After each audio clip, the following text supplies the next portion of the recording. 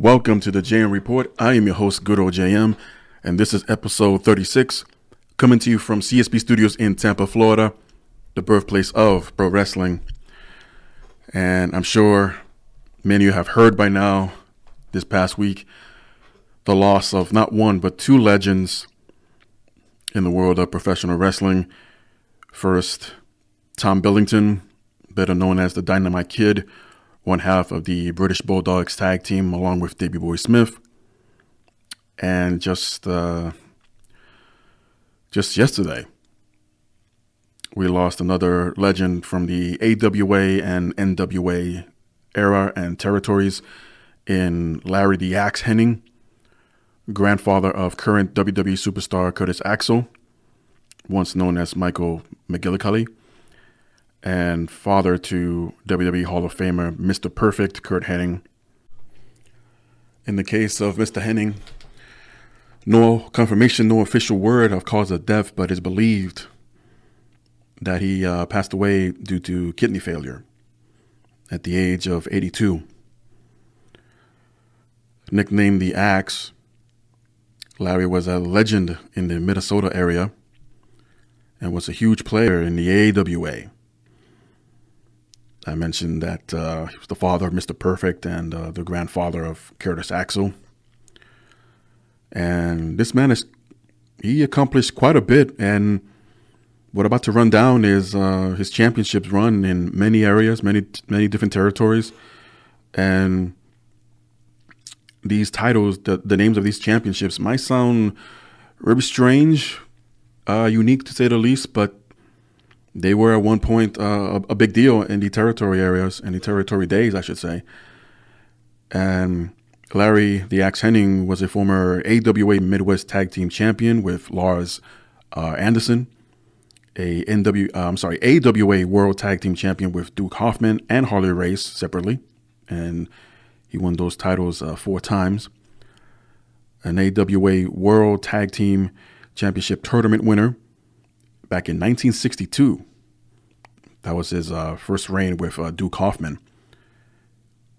An IWA World Tag Team Champion with Bob Windham. Was the recipient of the Lou Thesz Award and inducted into the Professional Hall of Fame back in 2006.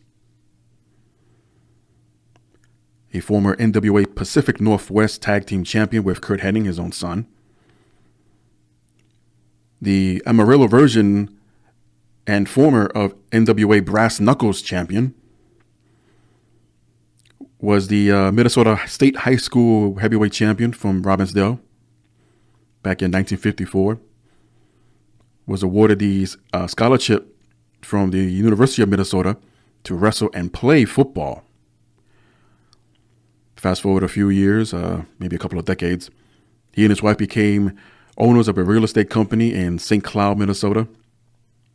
And probably his only run, according to my research, and I was trying to find maybe some bootleg footage of sorts, but none exist, supposedly. I'm sure if you dig deep in the archives or all the way in the back of the vault of the WWE Network, hopefully they will find this one and only match that Larry the Axe Hennig had against Bruno Sammartino for the World Wrestling Federation Championship.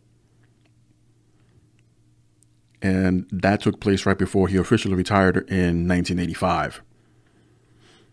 And his legacy, his name, the family name would carry on with Curt in the AWA territory for a while for Verne Gagne, before eventually being called up.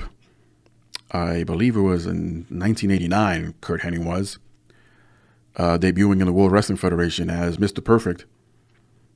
And quite a run he had, undefeated for a while. Then he ran into the likes of Hulk Hogan and the Ultimate Warrior, and as they say, the rest was history. But Larry Hennig, he had a few appearances on WWE Raw. Of course, supporting his grandson, Curtis Axel. And just late yesterday, he released a statement, Curtis Axel did, and it goes as follows. 82 years old, 5 kids, 28 grandkids.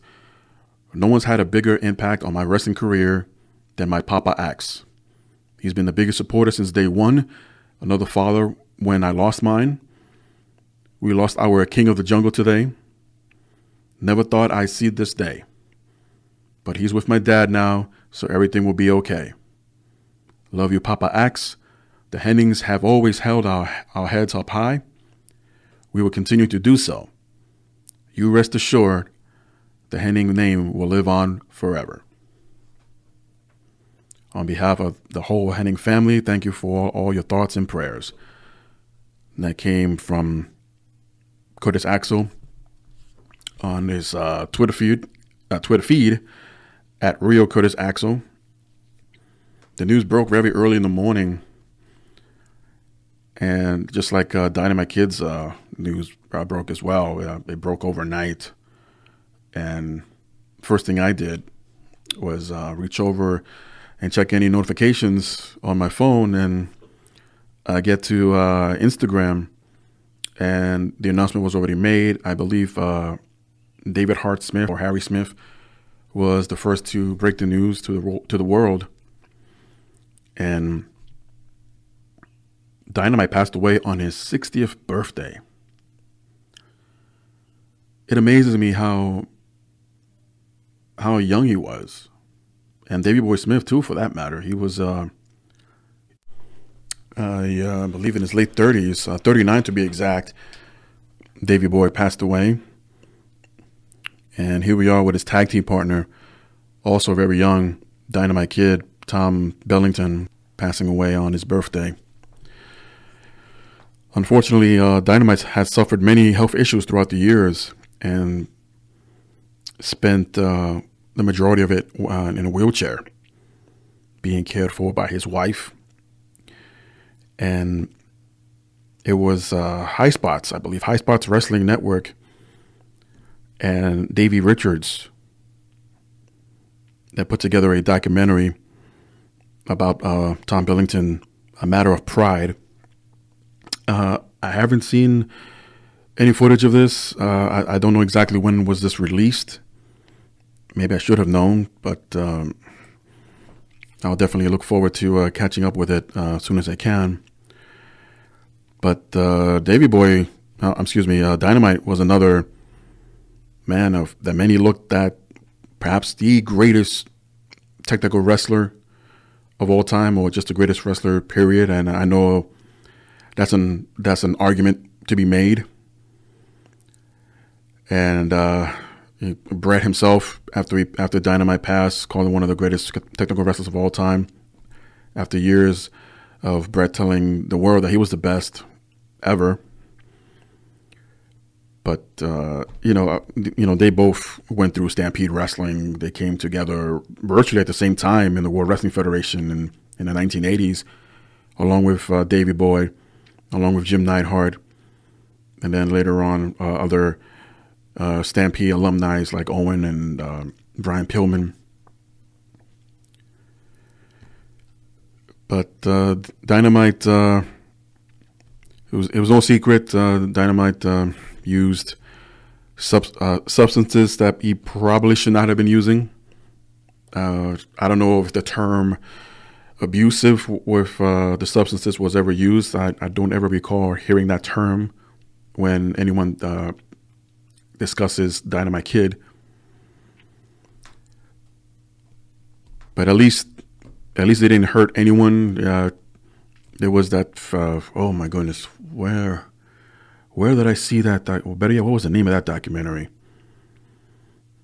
But basically, it was a part where Dynamite is at home, and his, I believe his ex-wife at the time, was describing an incident that things got out of hand, and Dynamite reached for a shotgun and pointed it at her head, maybe placed it in her mouth, and just started yelling at her, threatening to pull the trigger. And then later on, when things mellowed out, and especially during this interview for this documentary, which I'm sorry I do not remember the name of it, but Dynamite claimed that he pretended that it was loaded. It wasn't.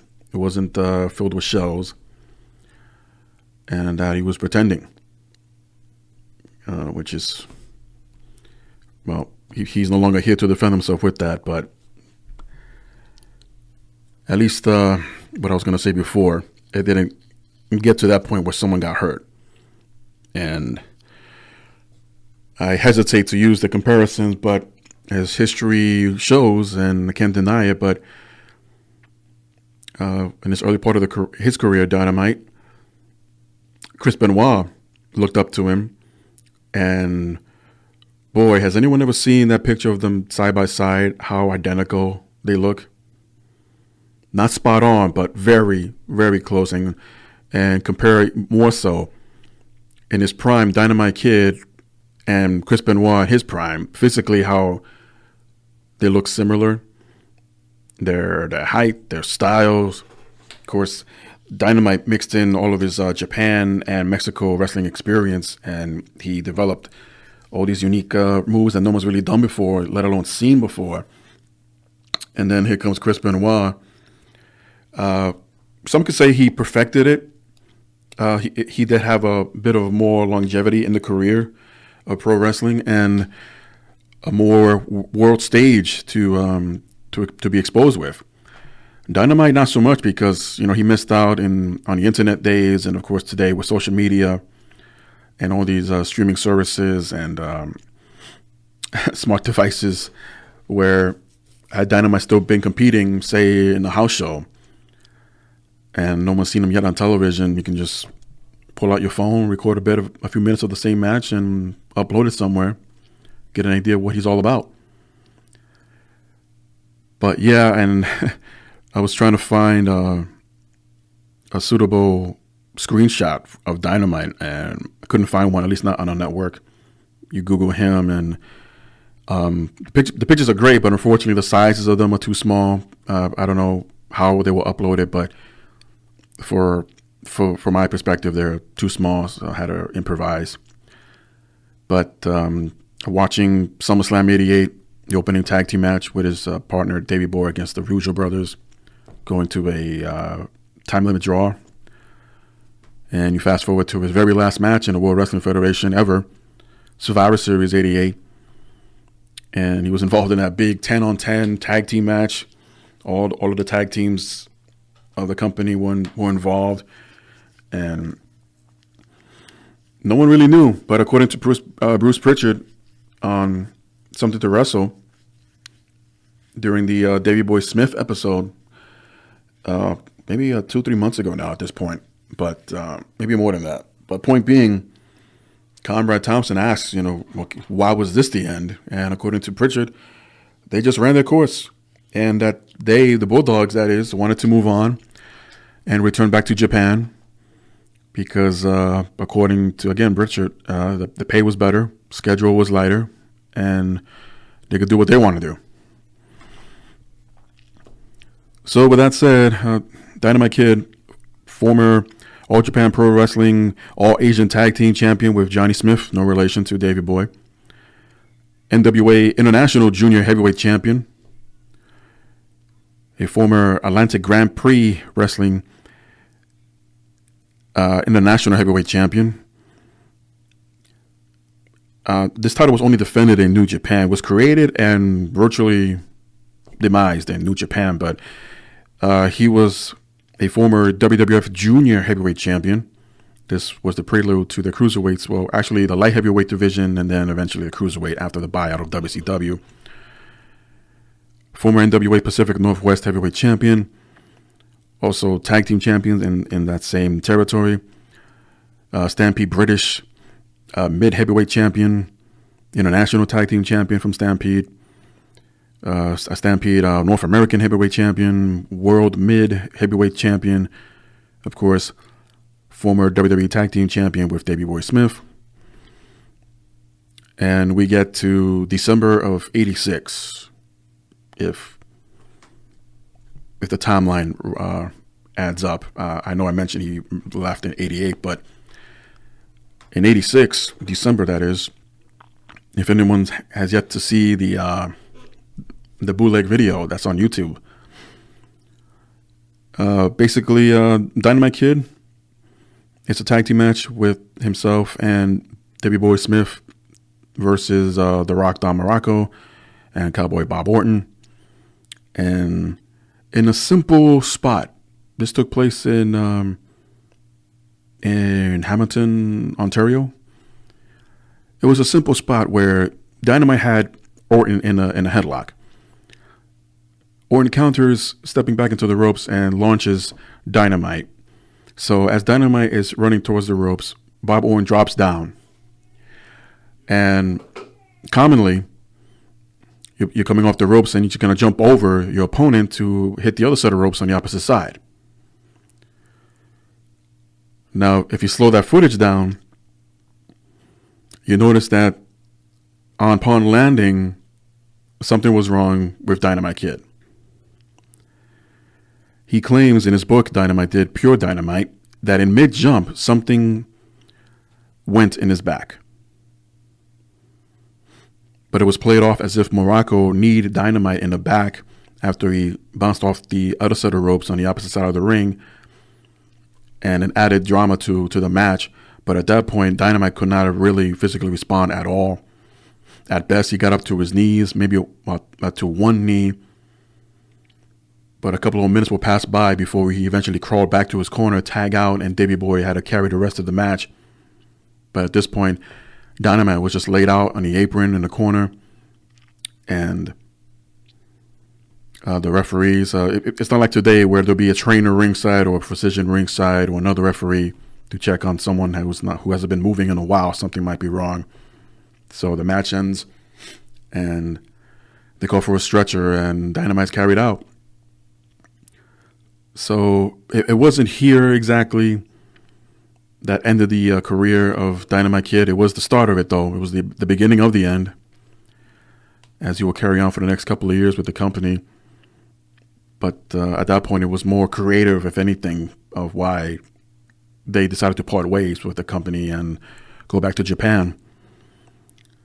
And doesn't take away the fact that, again, we lost two legends this week, Dynamite Kid and Larry the Axe Hennig. I once again offer prayers and condolences to their families. And, of course, I'm guilty of it too. Is the WWE now going to induct them into their Hall of Fame? Well, without a doubt, Larry Hennig is going in. I have no doubt of that. When exactly? Not sure. But he will. His son is in. Almost guaranteed his grandson will go in when the time is right. It's just a matter of time. As far as Tom Billington goes, according to Bruce Pritchard, he doesn't see Billington going in.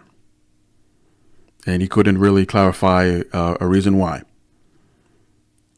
And if you hear Comrade's reaction, we were all just as surprised as he was. Thompson also made a comment, if you go back and listen to at least to that portion when they discussed Dynamite. And it stuck out almost immediately, maybe moments after I heard about Dynamite Kid's passing. And then I started thinking about the Hall of Fame.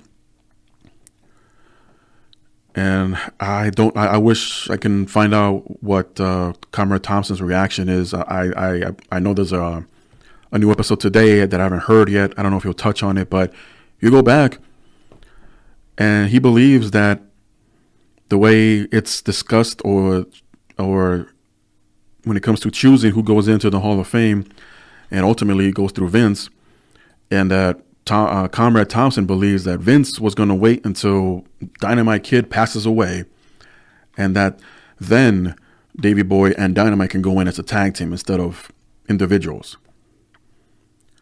Pritchard disagreed, and that's when he said that Dynamite will not go in, but Davey Boy can still go in. He will go in as an individual. So very eerie stuff there, very eerie comments made on that particular episode of Something to Wrestle, or Something to Wrestle With. Either way, I believe they deserve it. Don't know exactly what kind of fallout Dynamite Kid might have had with Vince McMahon or anyone in the WWE. There were times, not all the time, but whenever they would tour in Europe, in the UK specifically, Dynamite Kid was an invited guest. And he'll greet his old friends and make new ones, I would assume. And there weren't any reports in the past couple of years of Dynamite Kid backstage at a Smackdown or a Raw show. But to me, that says, like, well, they can't be that much hot water then if he's being invited like this. I would imagine later on that he wasn't, or maybe he was, but because of his health conditions, he couldn't really travel too far or spend too much time outside. Who knows? I mean, after a while, men and women make that decision when they just feel like not leaving the house anymore. Can't really blame them for that. But again, it doesn't take away the fact that personally, I believe both men deserve a spot in the Hall of Fame. It's going to be very interesting because, speaking of which, to segue here away from the sad news, but there was a heavy rumor, and Wall Culture touched a bit on this, on the subject a little bit earlier in the week, that for the 2019 Hall of Fame, the weekend of WrestleMania in New York,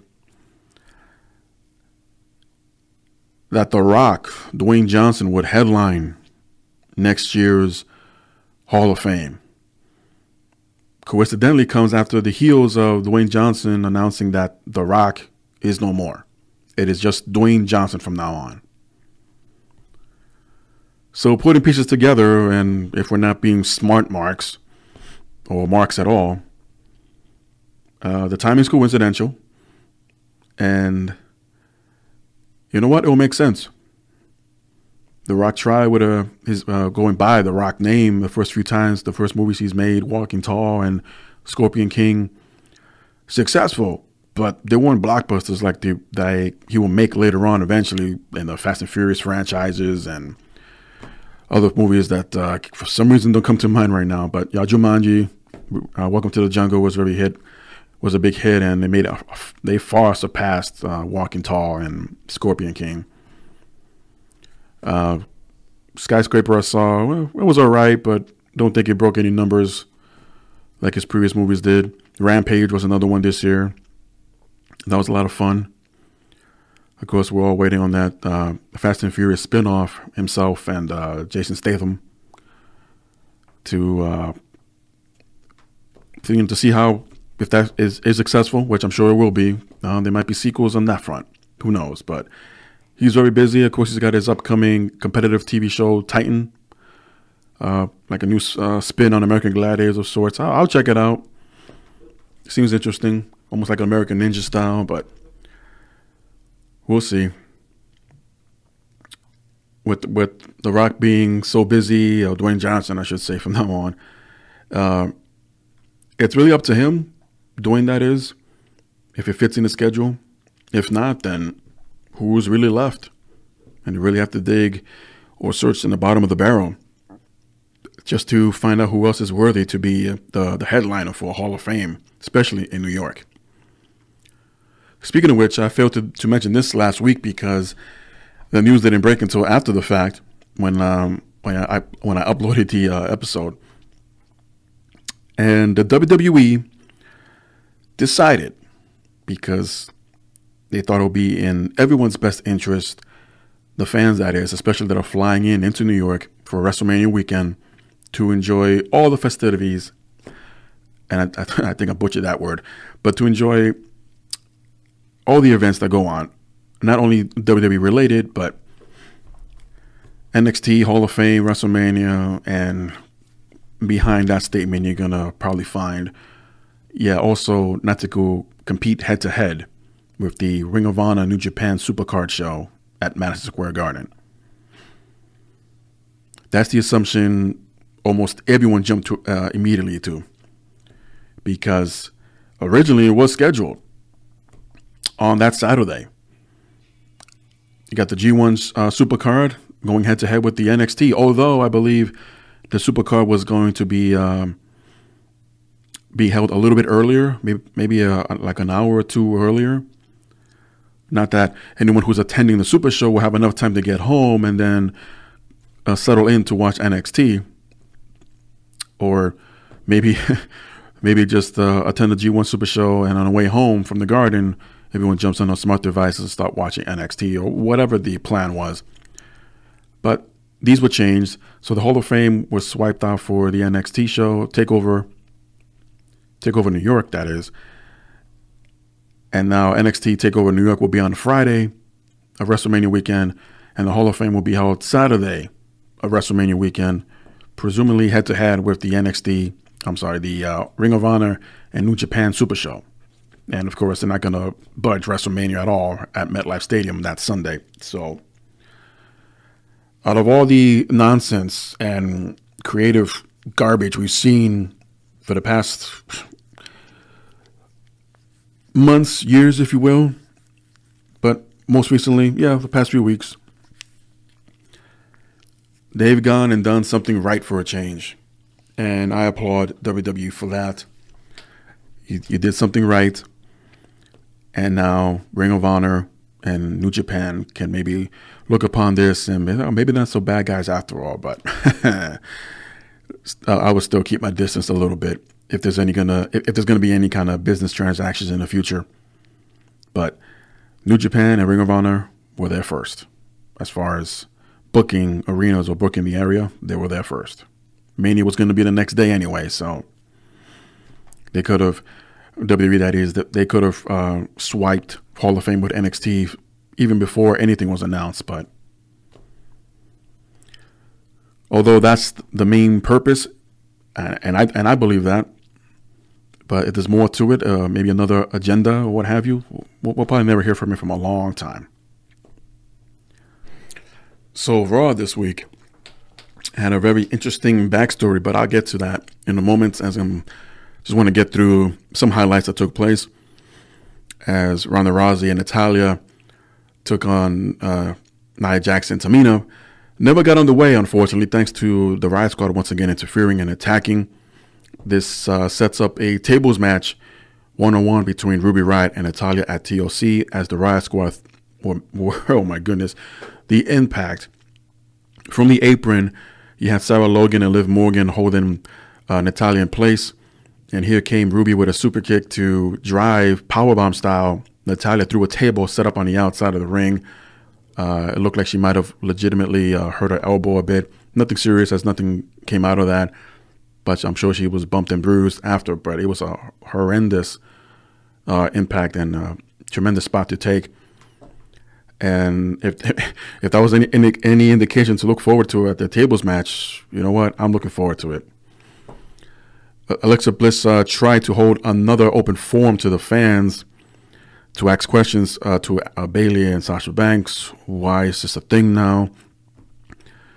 But after a few questions from the fans, Alicia Fox and Mickie James and Dana Brooke interrupted. I guess Dana Brooke's a full heel, confirmed, and announced Fox and James will take on Bayley and Banks. But the faces would defeat the heels, as Bayley jumped in and pinned Mickie James after a backstabber and a Bayley to belly combination. Oh my goodness, almost bit my tongue there. And yet in another Lucha House Rules match, as the Lucha House Party defeated Scott Dawson on 3-on-1. The less said about this, the better. Baron Corbin was celebrating Drew McIntyre's appreciation night by giving Drew a gold medal. The Raw Gold Medal of Excellence. McIntyre will cut a promo about how everyone sucks and plays video games, downtime. And this brought out Drew McIntyre's now former tag team partner and Dolph Ziggler, and complained about not being included in Drew's new group, which everyone's been pointing that out for the past couple of weeks. McIntyre told him that he wasn't invited and used him to get to the prominent position on Raw where he is now. Ziggler would then hit McIntyre with a zigzag, and this prompted Baron Corbin to make a match between the two. as Ziggler was able to defeat McIntyre. But during the match, McIntyre said he was going to pretend that Ziggler was Finn Balor, and Finn showed up and interfered, almost causing McIntyre to get counted out at one point. But Ziggler would win the match after a super kick. So a little bit of payback there for Ziggler, and for once back on a winning track here. So one down, a gazillion more to go to catch up. Bobby Lashley would interrupt Elias performance, and everybody brawled. And Elias chased him away with the guitar. However, he got out of sight. Finn Balor interfered again, tossing Leo Rush back out on the stage. And Elias would destroy. Apologies for this portion of the show, as I seem to be having some technical difficulties. But Baron Corbin set up a match between Drake Maverick and Bobby Roode, in which, if Bobby Roode were to win, he and Chad Gable will receive a tag team title shot against AOP, as AOP and Chad Gable were banned from ringside during the match. However, this did not stop AOP from attacking Gable from behind backstage and leaving him laying, and Baron Corbin would step in yet again, changing the rules, making it a 3-on-2 handicap match, knowing full well that Gable was not able to compete. But Chad was able to make it down to the ringside, broken body and all, only for AOP to hit both him and Roode in a super collider, and Drake Maverick would pick up the win, pinning Bobby Roode. Dean Ambrose would come down to cut a promo, but not before he was joined by a bunch of masked men, and gas masks I should say, and Ambrose himself was described and compared to Bane from the Dark Knight trilogy movies. So we have Bane Ambrose reminding us that he hates all the fans and that he's looking forward to his match at TLC versus Seth Rollins for the Intercontinental title. Rollins would eventually show up, a brawl will ensue, and Rollins was prevented from getting to Ambrose by his henchmen, but breaking all that apart, Ambrose would eventually hit a bunch of 30 DDTs on Seth Rollins. I just got tongue-tied there, leaving Rollins laying, thus moving forward into their storyline and heading into TLC. Heath Slater defeated Rhino, where Baron Corbin said that there was only enough room for one of them on Raw, and that whoever wins their one-on-one match, they keep their job. Slater would win with a neckbreaker in about 30 seconds, and Baron Corbin clarified that Heath Slater kept his job, but as a referee, and Rhino was fired from Raw. I will have a little bit more details about this later on in the show. We come back from commercial, and Finn Balor defeated Jinder Mahal after Apollo Crews ran down, and even the odds against Mahal and the Singh brothers, Balor would win with the coup de grace over Jinder Mahal. We then see Drew McIntyre attacking Finn Balor backstage, and of course they were separated, and more than likely they'll get a match at TLC that's yet to be announced. Ronda Rousey was still scheduled to have a tag team match. Unfortunately, Natalya could not compete or continue, as she was taken out by a table spot earlier. So Ember Moon was chosen as her replacement, and they would go on to defeat Nia Jax and Tamina, as Rousey had Tamina in the armbar, making her tap out.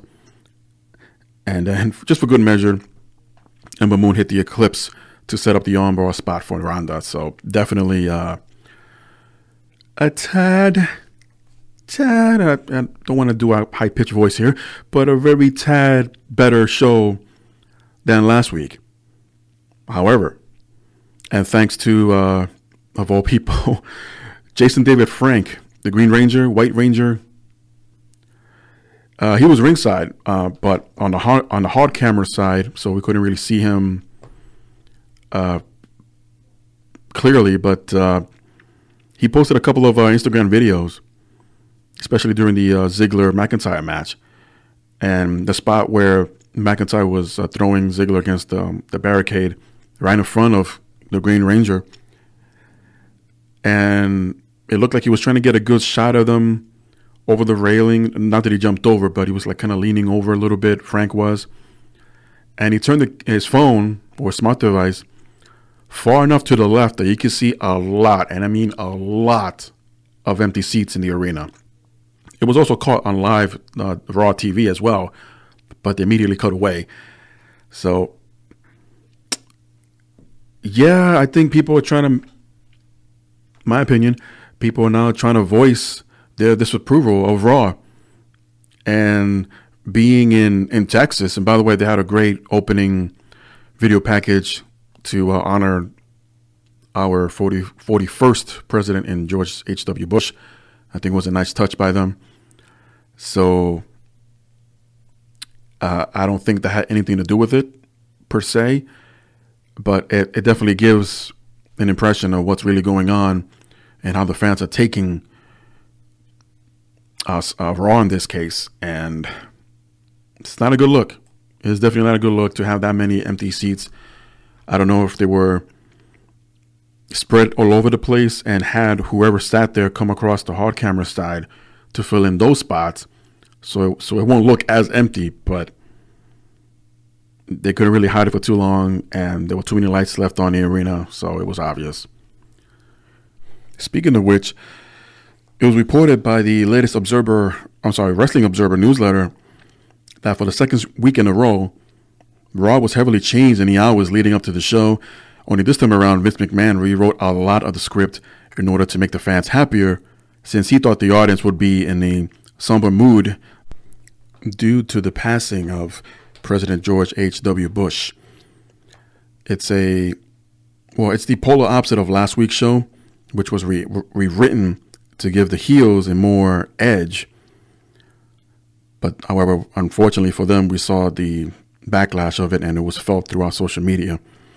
This week, we saw many of the babyfaces overcome their authority heel faction and win matches for a change, such as Ronda Rousey getting the armbar victory over Tamina, and Ziggler doing a face turn again. And feedback on the episode has been mixed at best, but was generally thought to be an improvement upon last week's episode. This according to the Wrestling Observer, and I agree, an improvement, but just a tad. The previous one, it was just unbearable. I'm not going to get into it again, but it was bad. This one at least had a bit better matches, and not the copy and paste ones that we've been seeing for the past many months, this year alone. So if this is a true case of we listen to the audience, then you know what? Kudos. I'm glad you finally did. Or at least realize that, yeah, there's something brewing on social media and we're trending, but not for the good reasons. It's not a good look. And the reasons why we're trending is bad. So kudos. However, and there's that word again, according to Showbuzz Daily, the Raw viewership this week finished with the average of 2.285 million viewers, which is down from last week's total of 2.368 million and is lower than the worst figure for the year at 2.302 million, which was set back on October 1st. And as a result of this past week episode of Raw received the worst viewership of all time since records began. Let that sink in for a moment there. After all these years, winning the Monday Night War and then struggling to find their place among the ratings and the viewers, basically trying to establish their dominance beyond 2002. Yes, I'm aware the 2001 was the year that the purchase and the invasion took place, but let's face it, everything was said and done by the time 2002 came along, thus beginning the aggression era, or the ruthless aggression era, whatever you want to call it. And once they started competing with themselves, we split the brands, Raw versus SmackDown, sounded like a good idea, compete amongst yourselves. And, it just became, as time went on, it became very complicated. Trust me, I am not ignoring the fact that creative was struggling. Creative was down to a bore, and characters weren't really established. Storylines were copy and repeat throughout the years. Nothing unique, nothing different, nothing new. And again, I understand it is difficult. It really is. I personally just don't understand how they're not trying a little harder. And if I'm wrong, I'm wrong. I get that. But these episodes are usually written in advance, weeks, maybe months in advance. They got the shows laid out, At least that's how it was during the Attitude Era. And even then, there weren't as huge of writing groups as they have now. Maybe a dozen, if not less. But still more than just Patterson and Briscoe and Vince and Pritchard and that other guy. So more doesn't necessarily mean less, or that's what's happening here. There's a lot of people, too many writers in the kitchen in his case. And one idea is being overruled, which could have been better. Well, but we'll never know. These ideas are being left on the cutting room floor. We'll never know. We'll never hear about them. But I'm not trying to find excuses for them. That is their responsibility if they want to go that route. But the numbers don't lie. But at the end of the day, you tell Vince or anyone in the WWE higher ups, you tell them that, oh, well, your ratings are falling. So ratings don't mean nothing anymore. I know that people are waiting around to exactly what point are these ratings going to drop before USA Network says anything. They're not. I don't have the details in front of me, but if you're paying a company such as the WWE millions of dollars to have their show, and you're going to stick to that contract, WWE can put on any kind of show they want, of course, within the guidelines and rules and regulations and according to the rating system as well. But they stick with that concept. They stick with that logic. It's a gamble for the fans. So what are we going to watch this week? Not to mention the Fox deal that's coming next October. What, $1 billion? 2, 3, whatever it is. I'm always playing with the numbers myself because I don't remember anymore. And in this case, that's all they care about. So kudos. Congratulations. So anyway, Smackdown had an episode this week. I thought it was very entertaining. I was in and out, unfortunately, because I had a family coming in from out of state and out of town. But Becky Lynch, Charlotte, and Asuka came out to the ring for the opening segment and talk about a triple threat tables, ladders, and chairs match at TLC for Becky's SmackDown Women's title. And all three signed the contract, making it official, and walked back to the entrance ramp. Asuka then challenged Charlotte to a match when Mandy Rose and Sonya Deville interrupted, and thus changing it into a tag team match on the spot. As Rose and Deville defeated Asuka and Charlotte when Deville pinned Charlotte after Asuka hit her with a sliding knee. Asuka was retaliating after Charlotte kicked her in the face off the apron, possibly an accident, but depending on Charlotte's reaction, it could be it can go either way. I took it as, well, she shouldn't have been there in the first place, but Mandy was scuffling with Asuka on the apron. But Mandy was the one that really triggered that moment, and Charlotte was going to turn around and attack Mandy, but Asuka knocked out Mandy Rose off the apron, so in her place was Asuka. Charlotte not really spinning around and taking it in and realizing who's really on the apron, instead kicked Asuka instead. So we'll see how this plays out next week. Very interesting. Good one there, SmackDown. Jey Uso defeated Cesaro and Xavier Woods in a triple threat match, as Jey Uso connected with a super kick with Cesaro's chin for the pinfall victory. R-Truth and Carmella interrupted Miz TV with a dance break, because they do. Daniel Bryan announced that the Yes Movement is dead again. This brings out AJ Styles and tried to attack him. However, Bryan, very heelish of him, puts the Miz in harm's way. However, the Miz was able to fight off AJ Styles and plant him with the skull crushing finale. Skull crushing finale? No, the skull crushing finale. And laid out Styles. Next segment, we saw Randy Orton defeat Jeff Hardy as Hardy laid Orton out on the announce table, climbed to the top rope, and was about to jump off, only to be distracted by Samoa Joe, who showed up on the Titantron at a bar. Orton will come back into the ring and hit an RKO for the pinfall. And after the match, Joe took a shot at Hardy's previous troubles with alcohol, thus going back to the well again. Someone in the company that used to be here years ago left under unfortunate circumstances due to substance abuse, so why not? We did it with Jake the Snake Roberts. He said it was okay, even though somebody swiped off the whiskey instead of iced tea, supposedly. And CM Punk, when he was there with Chris Jericho, because Punk didn't approve of his father drinking so much for so many years. And again, just go back because it worked and it touched nerves on the fans. Why not?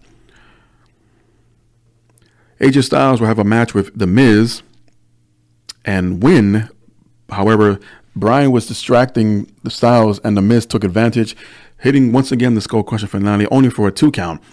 Bryan tried to interfere once again, but Styles kicked him away in the head, and Styles reversed the Miz attack and locked in the Calf Crusher for the submission. After the match, this was really brutal, but after the match, Daniel Bryan would attack AJ Styles and stomped him in the ring on the head, attacked his knee, attacked his leg, leaving the former champion laid out as Daniel Bryan is a full heel if no one was convinced before. And the fans, and this was the best part, the fans are really against Bryan now after all this time of bringing him back earlier in the year. Things, whether it was the momentum or it took too long, whatever the case was, the fans just turned on him. And this is what we have. So good call on Daniel Bryan to not win a title at first, but then not wanting to have another title shot because he's a face, and the Yes movement, if you will, was dying out. And this was leading into the event that took place in Parts Unknown, leading into Super Showdown, and eventually the week before Survivor Series. And everything was changed. Well, things were changing anyway, so why not continue changing? And there are very few rare moments that they did something right in the company, at least this year alone. Over on NXT, Matt Riddle defeated the debuting Punishment Martinez with the Bro Mission. We will see a video package that was shown by Ricochet and plans on defending his North American title. But against who? As he was talking with William Regal, the GM of NXT, about who his next challenger should be and where. In the other video package, we saw Heavy Machinery and their quest for the NXT Tag Team titles against the Undisputed Era. In 3 weeks, there will be a fatal 4-way match to determine the number 1 contender for the NXT Women's title. There will be matches to qualify the remaining 3 members, as one spot has already been filled by Bianca Belair, who is undefeated. Get it? No? Okay. The Forgotten Sons, along with Jackson Ryder, defeated Mataza and Humberto Carrillo as Blake holds Carrillo in a Dragon Sleeper while Cutler climbs and Cutler leaps with a combined stomp with Scorpion DDT. It looked really brutal. Every time they do this, I get scared a little bit. And they get the win. The Forgotten Sons do. Backstage, we have an interview with the Velvet Team Dream saying that the dream is over, but he is not done. He will look for another title shot in the very near future. Dakota Kai lost to Shayna Baszler, who had Jasmine Duke and Marina Shafir in her corner via submission. NXT champion Tommaso Ciampa would end the show by coming out for a promo, showing off the battle scars from War Games, and once again bragging about being the best sports entertainer of the year. This brings out Aleister Black, and he invokes his rematch clause from War Games, and he challenged Ciampa to a match at War Games Phoenix the weekend of the Royal Rumble. This will bring out Johnny Gargano, telling Aleister Black that he was getting ahead of himself and that Gargano and Aleister are not finished. Meanwhile, Tommaso Ciampa slips away from through the back in the corner and stands on the apron and suggested, because of this issue not being done with Gargano and Aleister Black, that they should finish it in a steel cage match and do it the right way. The two seem to agree, as Aleister Black missed a black mass on Gargano, but was more successful on hitting the champion who was standing on the apron with the black mass, thus ending the show. I gotta say, things are looking more and more exciting for NXT with these new names and faces coming in. Very curious to see how they will use Punishment Martinez. And though, I mean, there's no shame in losing to Matt Riddle. I mean, both of these guys actually almost at the same time came into NXT. It was just how to debut and when to, and there aren't too many talents out there, at least in NXT, that they can just throw in there and have a debut match with someone and just squash them. I mean, those matches really don't exist anymore. They do and they don't in a sense today, but to mingle with one of the top guys now, or one of the favorites, if you will, and Matt Riddle, definitely no shame there. So a good showing for Martinez, a very good showing on Riddle's part. And yeah, again, a lot of good things are coming for NXT. Vince McMahon, let's get back to him for a second. He somehow showed over 300,000 shares of WWE stock and just made over $22 million by selling them at $74 a share. According to a SEC filing that was spotted by Chris Harlington, McMahon still has about 31,887,375 shares left. That adds up to about $2.4 billion. He's not going to be hurting anytime soon. He'll probably be spending his very own money long before he moves on beyond this world. Please don't have a political run. Don't do that. The Wrestling Observer is reporting that Becky Lynch has passed her concussion testing. WWE seems to believe that Lynch will be cleared before TLC, so it isn't expected to be much of an issue, as she's planning to go up against Charlotte Flair and Asuka in a triple threat TLC match. Time will tell if she has to take any bumps at a limited capacity due to her injury, although there are still concerns of her broken nasal fracture from the Nia Jax punch a few weeks ago. So they're kind of walking on eggshells right now with Becky Lynch, and it might be a spoiler, but it's just my opinion, and I'm getting a little early and ahead of myself when it comes to predictions. But because of this, it would not surprise me if Becky Lynch does not leave TLC as the champion. And she is so over with the fans right now. The idea, you could look at it, that Becky Lynch should be chasing after the title.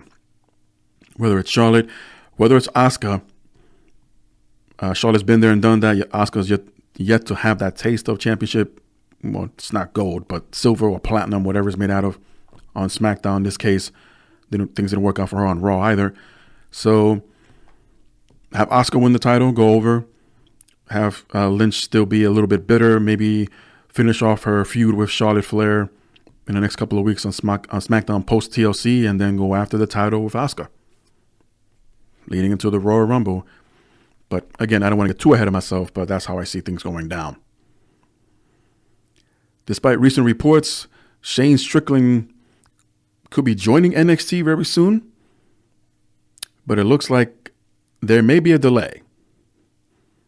Once again, according to PW Insider, there has been an issue with getting the deal done due to a clause in Strickland's Lucha Underground contract. And I've discussed that before as well. This wouldn't be the first time that Lucha Underground contract has caused a delay for an up-and-coming NXT star or potential NXT star, as it had also delayed Ricochet signing with the promotion.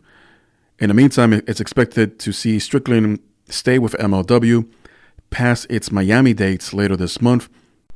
Until then, Strickland will remain a superstar on the independent scene, specifically with MLW.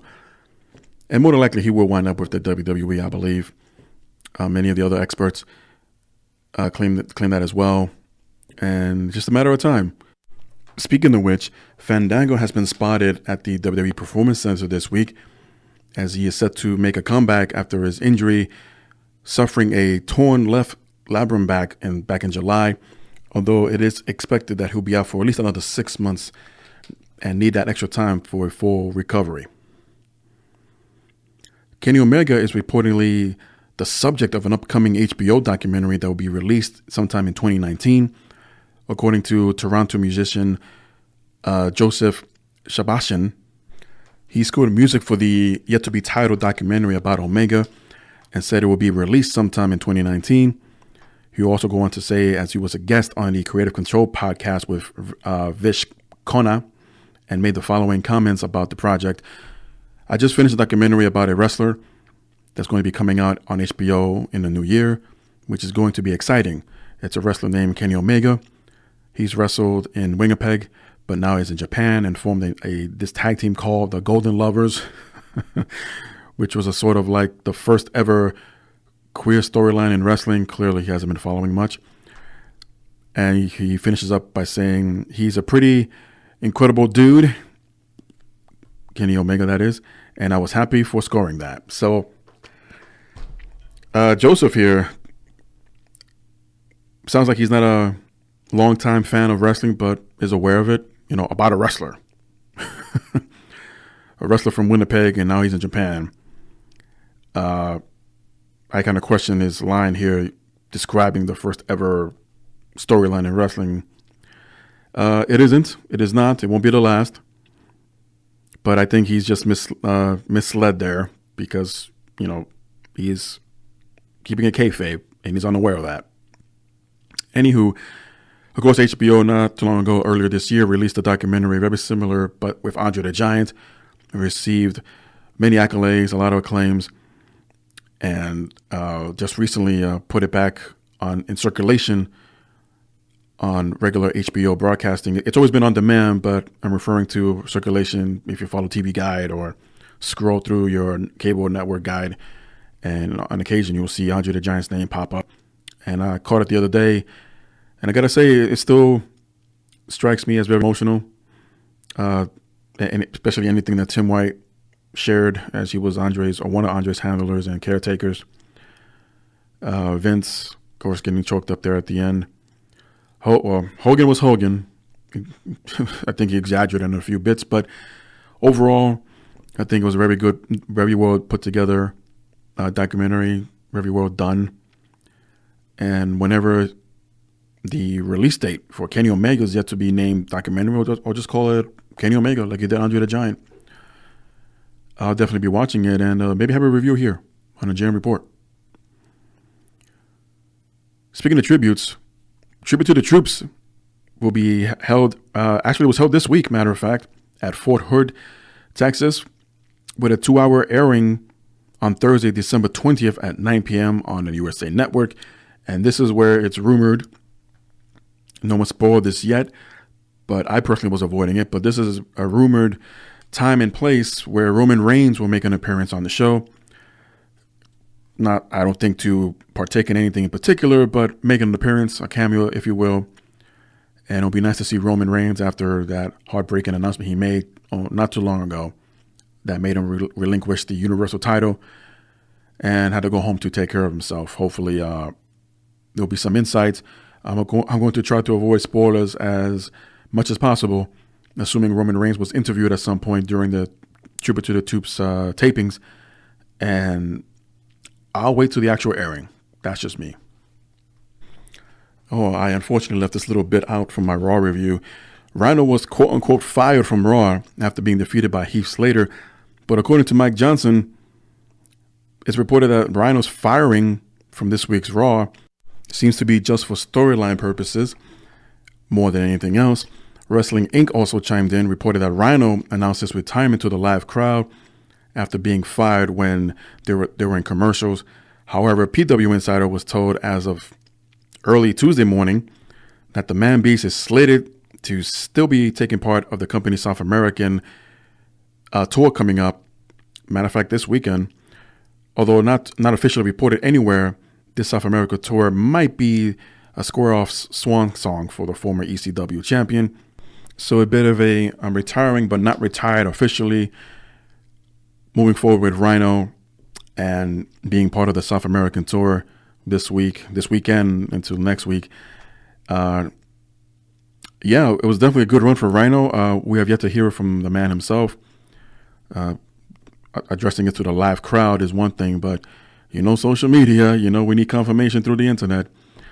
But either way, Rhino, I think, has had a hell of a run with ECW, of course, WWE for a little while, first time around, jumping over to Impact, returning to, well, first through NXT and then eventually returning to the main roster with WWE. But definitely had a hell of a career. And, well, congratulations on a successful career, Rhino, even though, again, it's yet to be officially announced. But wish you nothing but the best. Speaking of different careers, Jack Swagger will be making his highly anticipated Bellator debut on January 26th against J.W. Kisser. The former world champion signed back on November 13th, 2017. The fight is part of a Bellator's Heavyweight Grand Prix finals event at the Forum in Inglewood, California. His opponent has a professional record of 1-1 and an amateur record of 10-8. So he should be okay, Jack Swagger will. And also looking forward to that. And it's believed to be streaming live on the Paramount Network. PW Insider is also reporting that Ric Flair, Charlotte Flair, and author Brian Shields were all granted a motion on November 29th that they would have an extended amount of time to respond to the lawsuit against them by Charlotte's ex-husband, Ricky Paul Johnson, in regards to claims made about Johnson in the WWE book Second Nature that state he lost 2 jobs due to drug use, a claim that he is or was sterile and could not have children, and multiple false accusations of physical and or psychological abuse, which Johnson stated he believes he can prove are incorrect with police reports and dash cam footage. And Johnson also added by saying that the book is extremely embarrassing to him and his family, and they have been subject to shame and ridicule. He claims he was purportedly written in the book as a villain to make Charlotte Flair look better. The defendants now have until January 18th of 2019 to respond unless Johnson files an amended lawsuit which would reset the clock for their response. This is what happens when you try to write a book, folks. If you don't have, this is just my advice and my opinion, if you don't have approval of the party you want to talk about, don't do it. If you do, then write your side of the story. But even then, it's a little shady and risky because you might run into something like this. And it's not always good. It really isn't. I doubt I will ever write one, but never say never. But we shall see how this pans out, and good luck with Charlotte Flair.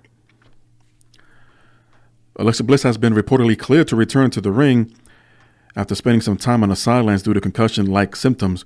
But according to Mark Henry of Busted Open Radio, Bliss is now cleared to return in the ring, as Bliss has already noted on her Twitter that she has started training towards an in-ring return, but did not indicate how soon she would return. Bliss has been sidelined since October 19th and has been recently serving as captain of the Raw Women's Survivor Series Tag Team match and assistant to Baron Corbin on the Raw Women's division. Matt Hardy confirmed his time away from the WWE was to heal injuries and nothing more. It wasn't a retirement. It was just simply to heal his injuries, as he claims on a recent episode of Sports Kilda. I believe that's how you pronounce it. I apologize if I haven't. But Matt said, I took time off to heal some nagging injuries, and I'll be back sooner rather than later. Soon. I've been doing this for 26 years. I've just been a little bit beat up. I was given a little time off. From when I've been back for over a year and a half, I was full-time. I did everything. Jeff was off with the surgery, so I just had a little bit of time off. I think Bray needed a little time off. He had a car accident, which is unfortunately true. So I think it was just a little bit of time off for everyone. And I think you'll see the evolution of Bray Wyatt and the evolution of Matt Hardy when he returns. So great news if you're a Matt Hardy follower or part of his MFers or part of his Woken universe. But definitely lots to look forward to here with a few returns in tow for WWE and maybe balance things out a little bit, because it has not been a good year for WWE. Injuries, sicknesses, surgeries, you name it. Not a good year, but hopefully I'll have enough time to balance things out by the time WrestleMania rolls around. And with that said, I want to thank everyone for listening in. This has been Good Old JM. And just a quick reminder, coming up on December 28th, I will be having the rescheduled interview with Hollywood from the original Gorgeous Ladies of Wrestling, or GLOW, here in the studios, and conduct an interview with her, going over where she's been, what she's up to nowadays, and what the future holds for Hollywood. Once again, on December 28th, I will have a link to that interview in the description below. But for now, you can follow me on Instagram, Facebook, Twitter. Everything's in the link below and described there. So thank you for joining me once again.